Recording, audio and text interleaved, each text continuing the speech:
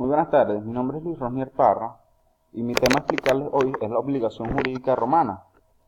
La obligación es un vínculo establecido por el derecho que nos obliga a cumplir una determinada conducta. Una de las teorías, según Justiniano, es el vínculo jurídico por el que somos constreñidos con la necesidad de pagar alguna cosa según las leyes de nuestra ciudad. Tenemos lo que son el origen de las obligaciones. La palabra obligación tiene su origen de la palabra latina, que es obligationis. En el antiguo derecho romano no se concibe la obligación como se conoce en el derecho moderno. Se ignora el elemento temporal, lo que quiere decir que las obligaciones se realizan al contacto. El tiempo o plazo ingresa en los negocios jurídicos mucho después. Tenemos lo que son los elementos, lo que es el acreedor, es el sujeto activo, puede haber uno o varios. El deudor es el sujeto pasivo, o puede haber uno, varios, y es la persona que está obligada a responder al acreedor del objeto de la obligación. Un objeto es el acto del deudor que debe realizar en provecho del acreedor. El vínculo jurídico, relación del derecho que liga al acreedor con el deudor y autoriza al primero a ejercitar las acciones para exigir al deudor el cumplimiento de la prestación. En las clasificaciones tenemos lo que son las civiles, son aquellas provistas de sanción por las fuentes legislativas. Obligaciones honorarias, son aquellas sancionadas por cierto magistrado. Obligaciones de derecho estrictos, son aquellas que provienen del derecho civil romano antiguo y que son sancionadas por acciones de derecho estricto. Obligaciones de buena fe son aquellas que provienen de los contratos de buena fe y están protegidas por acciones de buena fe, propiamente dicho. Obligaciones civiles son aquellas que dan acción para exigir su cumplimiento. Obligaciones naturales, ya hay últimas, son aquellas que no nos dan acción para exigir su cumplimiento, pero cumplidas autorizan para retener lo que se ha pagado en razón de ellas. Lo que son las fuentes. La fuente de las obligaciones se centra en la bipartición, contrato o delito. En este término de lo que son las fuentes, se trata de designar el origen de donde nacen los derechos que dan lugar a las obligaciones. Al respecto exige una notable variedad de posiciones doctrinales más o menos fundadas, lo que hace sumamente complicado su estudio. Causa de inejecución.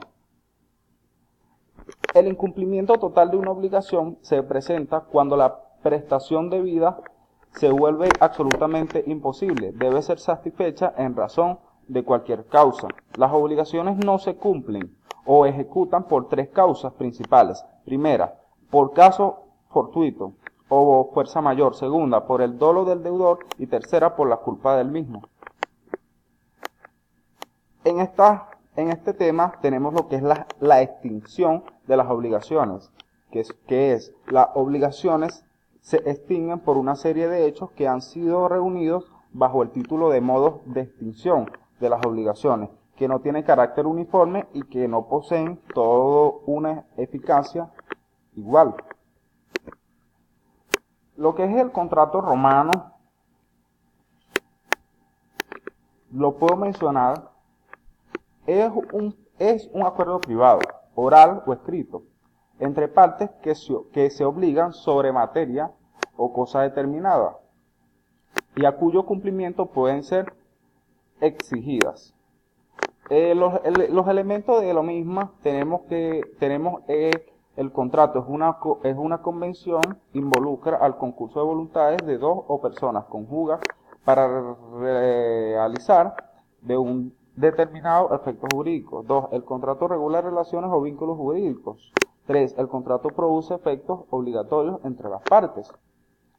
Tenemos la cuarta, que es el contrato de fuente de obligaciones. Y por último, el principio de autonomía de voluntad del fundamento de obligaciones del contrato. Por esto entendemos que los contratos son la obra común y consciente de dos o más partes. Son también la más usual de las fuentes de las obligaciones y la única verdaderamente normal. Los contratos reales son aquellos que para su perfección necesitan dos elementos: la entrega de la cosa y el acuerdo de las partes, que versa sobre la finalidad de la entrega o dirigido fundamentalmente a crear una obligación de restitución a cargo del que recibe. Si alguno de estos elementos falla, el vínculo obligatorio no surge, sino había un acuerdo o no había contrato, y si faltaba, entrega del acuerdo era nulo.